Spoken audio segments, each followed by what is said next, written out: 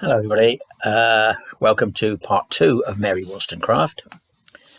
We've covered her early life, her struggles to carve an independent career in a world which was dominated by men, a time as a teacher, a governess, and eventually her establishment as a professional writer, and of course the effect of the French Revolution and the fact that the French Revolution wasn't liberating women as it was it's supposed to be, but liberating only men, half the human race, inspired her to write the famous Vindication of the Rights of Woman, and that made her mildly famous. But what was she going to do now? Her fame had spread to France, and there came an invitation from the French revolutionary Talleyrand to visit France. How could she manage it? Johnson came up with a solution. He would lead a group of pilgrims to Paris to admire the achievements of the revolution. And it would consist of Johnson himself, the Fuselies, and remember she was madly in love with the painter Henry Fuseli, and Mary. Despite what she said in the book about women keeping their passions under control, all her desire for Fuseli was revived, and she even visited Mrs. Fuseli and suggested that they should travel as a ménage à trois. Mrs. F squashed that idea flat. Nonetheless, the party did set out for France, and they got as far as Dover, when they received word that the king's palace had been attacked and his guard massacred. A republic was proclaimed. The reign of terror was beginning.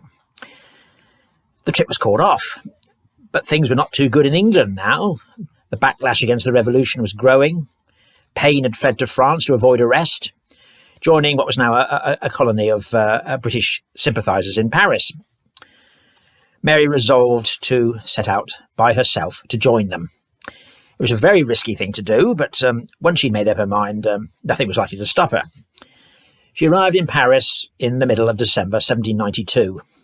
She didn't like it. It was much colder than she expected, and she became ill. The woman she was to stay with was away, and she was all alone, and her French made it difficult to communicate with people. And despite the revolution, the extreme contrasts between wealth and poverty seemed even worse than in London. She was appalled by the greed and selfishness she found, not to mention the violence. This was not how revolutions were supposed to be. Power seemed to be passing from one ruling class to another, just as bad. From the windows of the house where she was staying, she watched the doomed King Louis XVI pass through the streets on his way to his trial, and of course eventual execution. Homesick, she contemplated returning to England, but in the end, she stuck it out. And gradually, things improved, and she began to mix in the huge expatriate community. She met Tom Paine again, who introduced her to Condorcet, the most committed of the revolutionary leaders to women's rights. But oddly, she spent all her time with men. She made no effort to contact women's groups.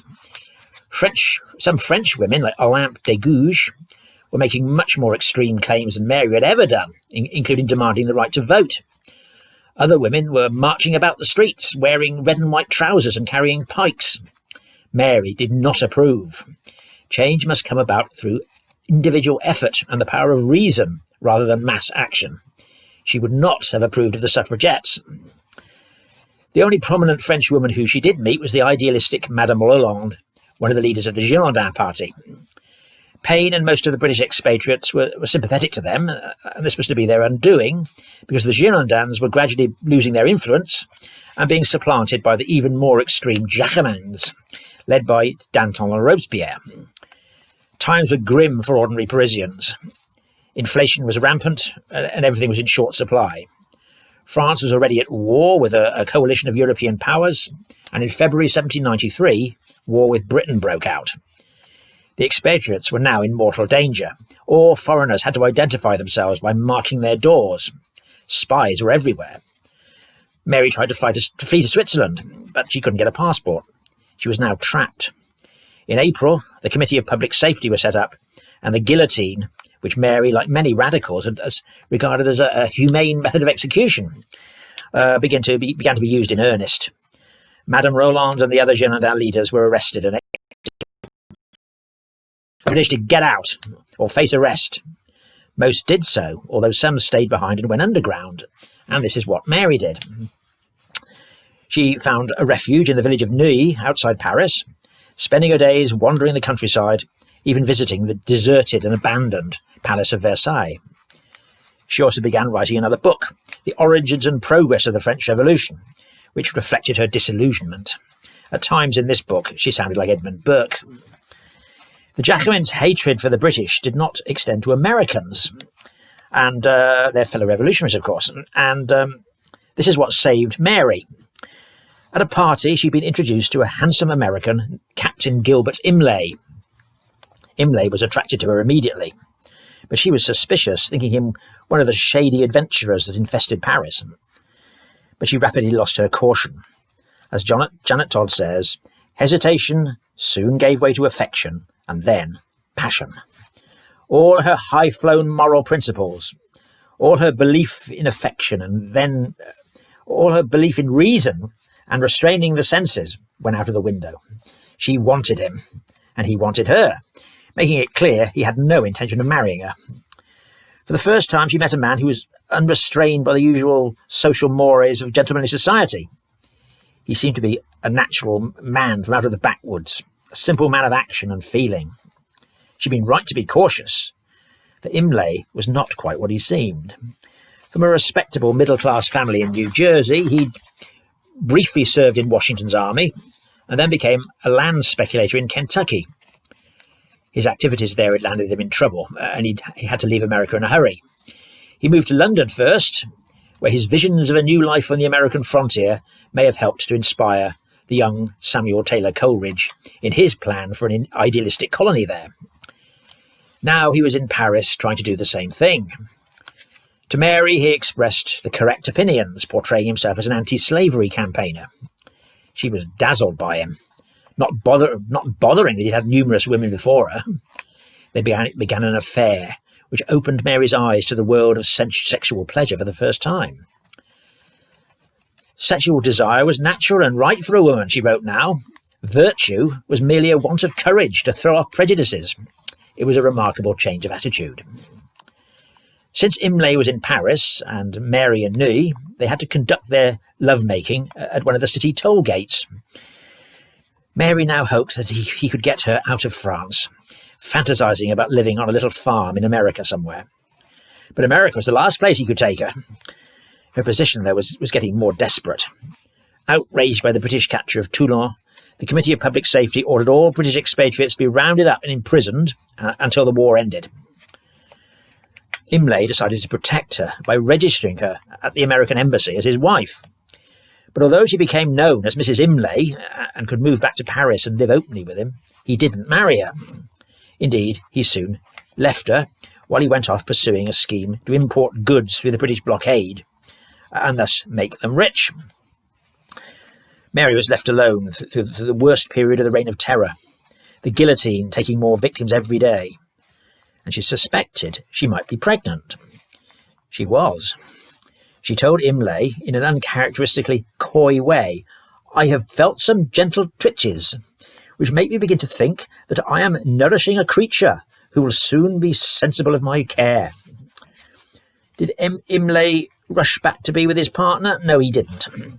Mary had to go to him. He was in Le Havre, and to get there she had to obtain a passport. She borrowed the money from an American friend and set out, heavily pregnant, in the winter of 1794. She arrived safely, and suppressing her growing doubts about him, they were reconciled. She realised she needed a male protector, an ironic position for the author of The Vindication to find herself in. For a time, she settled down in Le Havre, completing her book on the Revolution and preparing for the birth. And in May 1794, she went into labour. 35 is a dangerously advanced age for a first birth in the 18th century, but things went well. The child was a daughter, and she named it Fanny, after Fanny Blood. The following day, she was up and about, shocking the midwife, and of course insisted on breastfeeding the baby, following good revolutionary principles. Imlay registered the child as legitimate, but otherwise showed little interest. He was soon off again on his business deals. In the summer of 1794, Robespierre was overthrown and the Terror ended. Imlay now returned to Paris to see how the land lay, leaving Mary behind with the baby. She was lonely and missed him desperately. She longed to write. Her book on the Revolution had been smuggled out to England and published with some success, and she decided to write another volume. Like the second part of The Vindication, it was destined never to be written. First the baby caught smallpox, which Mary nursed it through and it recovered. Then she became ill herself. After a brief return, Imlay was off again. This time he slipped across the Channel to try his luck in England. Mary suspected that he'd tired of her and was seeing other women, which may have been true. She moved back to Paris, where she could meet some of her old friends who'd survived the Terror and been released from prison. But she was still a woman on her own, trying to bring up a child in the middle of revolution and war. The winter of 1795 was exceptionally cold, and she became depressed. She wrote to Imlay, reproaching him for his behaviour. He replied to her coldly. It began to dawn on her that he might be planning to desert her and her child. His child, rather. She fell ill. She thought she was about to die and wrote Imlay what sounded like a suicide note, bidding him farewell and urging him not to abandon his child. This seems to have shocked him into realising he must do something. He wrote back, inviting her to come back to England. Mary was reluctant, suspecting he was only doing this out of a sense of duty. And how would she, an unmarried mother, cope in censorious England? But she relented and set out for home in the spring of 1795. It was a risky thing to do. Being wartime, finding a boat to take her to an enemy country would be hard. The crossing was likely to be rough, and she had a child under one in tow. After hanging around in Le Havre, she was finally told that a boat was available, but she had only an hour to get ready. Somehow she managed it, but the boatman was inexperienced, and they ran aground on a sandbank. Floated off, she at last managed to make the crossing, arriving in Brighton in April 1795. Still calling herself Mrs. Imlay, she and little Fanny made their way to London, where Imlay had found rooms for them in Soho, but it soon became clear he had no real interest in renewing their relationship. And England had changed while she'd been away. The Conservative backlash was at its height. Anybody considered the least bit radical, let alone someone who'd favoured the French Revolution and lived in France, was subject to the deepest suspicion. In despair, Mary decided to end her own life. She couldn't live without mutual love. She took an overdose, probably of laudanum, but Imlay turned up just in time and saved her. There followed, then, a rather bizarre episode. Still alive, if reluctantly, and needing to have something to do, Mary agreed to go to Scandinavia as the representative of Imlay's business interests. It seems extraordinary that this clever woman, so proud of her rationality, would agree to do this for a man who'd used and abused her and no longer loved her, if he ever had. Nevertheless, she set out, accompanied by Fanny and her faithful maid Marguerite, for Gothenburg via Hull. She took notebooks with her, for she'd agreed with Joseph Johnson, to write a travel book, which he would publish. While she waited for a boat in Hull, she went to Beverley and met her old friend Jane Arden again, who was running a school, but Jane had turned disappointingly pious. The voyage across the North Sea was predictably dreadful. First they were becalmed and then caught in a storm. It took 2 weeks to get to Sweden, and when she landed on the coast, she seems to have had some sort of fit and collapsed, banging her head on some rocks. But she recovered and made her way to Gothenburg, where she stayed in a filthy inn, more like a stable. Suddenly England seemed more attractive. Fortunately, Imlay's business partner, Bachman, invited her to stay at his house in the country, and this was much more comfortable. Mary spent her time wandering along the shore, remembering in a melancholy mood the soliloquies of Hamlet, Elsinore being just across the water.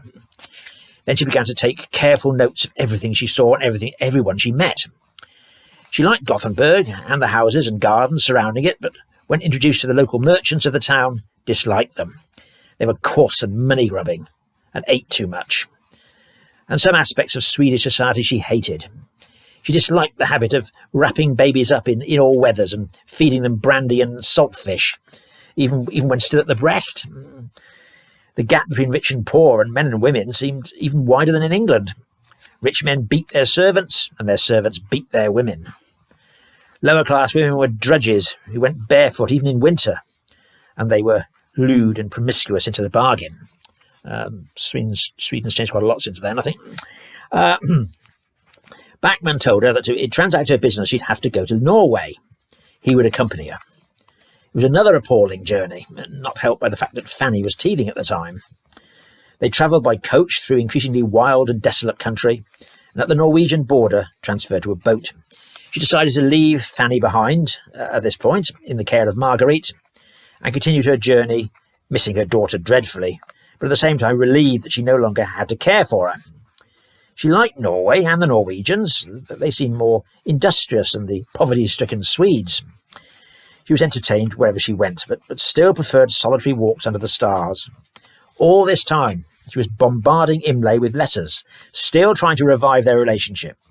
Imlay wrote back, telling her not to keep bothering him. Finally, reaching Christiania, as Oslo was then called, she decided she preferred cities to the primitive wilderness. But the people there had a colonial mentality because at this time Norway was ruled by Denmark. She was shocked to see chain gangs in the streets.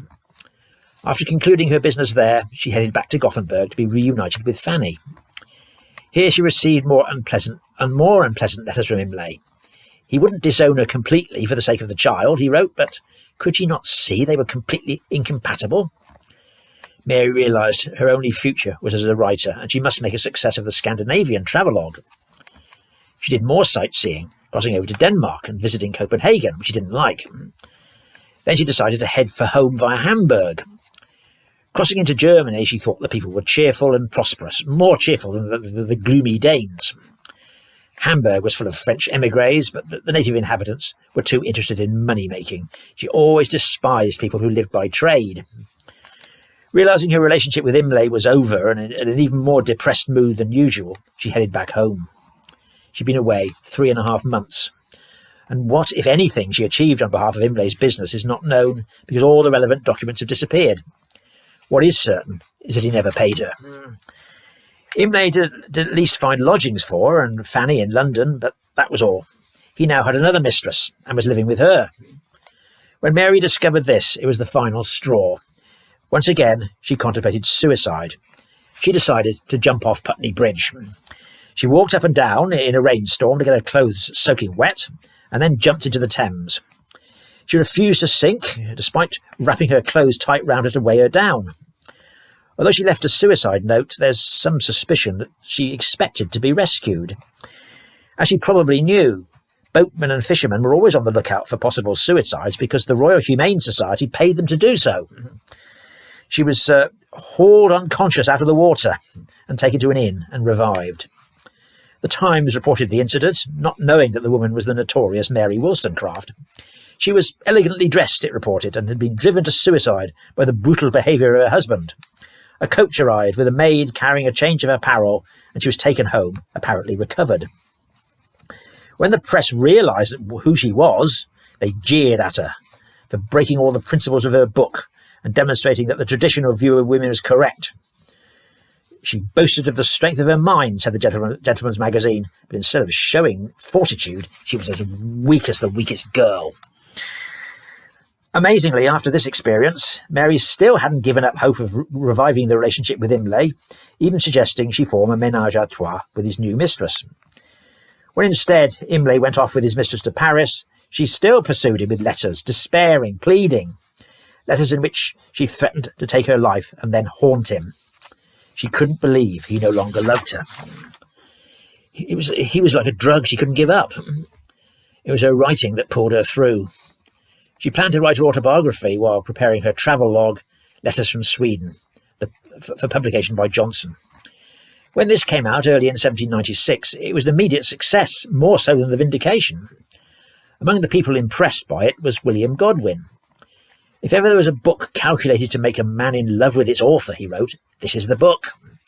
These were to be prophetic words. At a literary party, he and Mary were thrown together and found they got on. Godwin himself was now a celebrated author with his philosophical work, Political Justice, and his novel, an early example of the pursuit thriller, Caleb Williams. Both these books were full of good revolutionary principles and understanding of class oppression, combining this with a pacifist rejection of violence and mass action. These ideas deeply appealed to Mary. The pedantic Godwin may not have been much of a catch compared to the glamorous Imlay, but his mind and Mary's were very much on the same wavelength. Godwin was unmarried, indeed violently opposed to marriage, but this didn't stop, perhaps it encouraged, several attractive ladies from pursuing him. Mary wasn't one of them, but perhaps this made her more appealing to him. At any rate, he started to call on her at her lodgings, where she still styled herself Mrs. Imlay.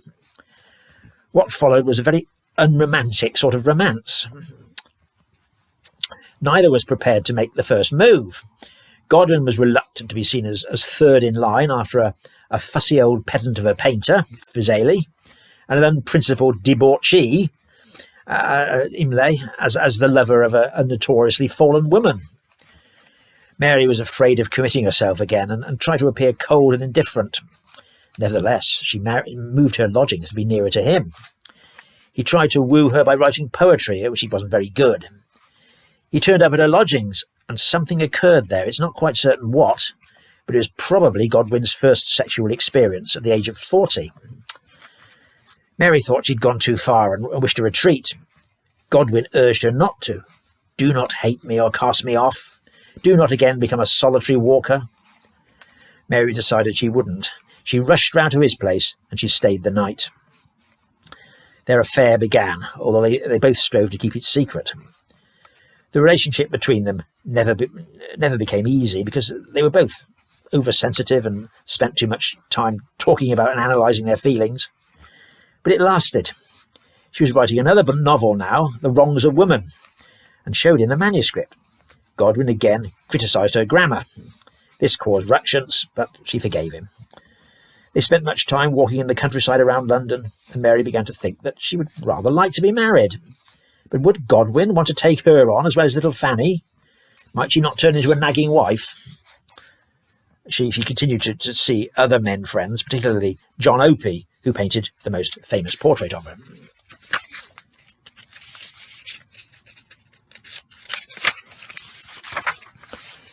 Then the inevitable happened.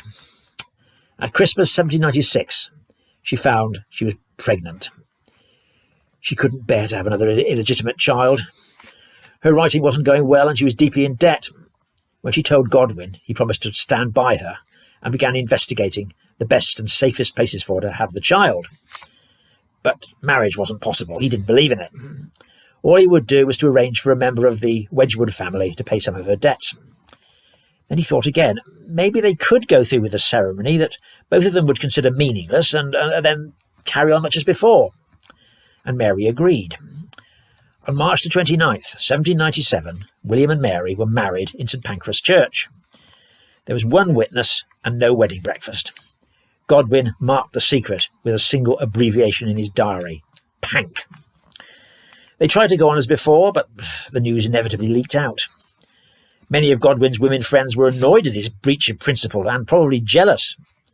His elderly mother, however, was delighted that he'd seen sense at last. Prudently, he didn't tell her he was taking on a stepchild. Mary, too, feared for her reputation. After all, it was only a year ago that she was trying to take her own life on account of her passion for one man, and now she'd married another. I've only done it to protect my child, she said, and so I could have some rational company in the evenings. Despite what they said, they moved in together and lived almost as a normal married couple in a new house in Somerstown, except that Godwin kept a separate apartment down the road where he did his writing. They still valued their independence. Mary gave up reviewing and tried to concentrate on finishing The Wrongs of Woman. It had an almost gothic feel to it, with its heroine locked up in an asylum by her husband. But she was destined never to finish it. Both the parents were looking forward to the birth of what Mary was convinced would be a boy, little William. She rejected Godwin's idea of getting a doctor from the lying-in hospital to attend her. She would give birth in the traditional way. with just a female midwife. On August the 30th, she realised it was imminent and sent for the midwife, but not for her husband, who was in his apartment. The labour lasted much longer than she thought, 18 hours, and by that time Godwin had come home and was pacing the floor. Then he was called up and told that the baby was not another William, but another Mary. However, there was a problem. The placenta wouldn't come out. The midwife didn't know what to do. A doctor, after all, was needed. Godwin went off to find one. It took him 4 hours, and by the time they returned, the situation was worse. The doctor had to act fast and reached into the womb, trying to pull out the placenta with his hands. It broke into pieces, not all of which could be removed.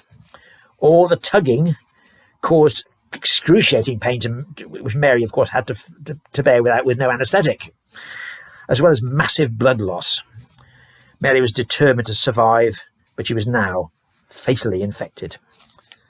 The doctor told Godwin, however, that the danger was past and to go on with his life, which he did.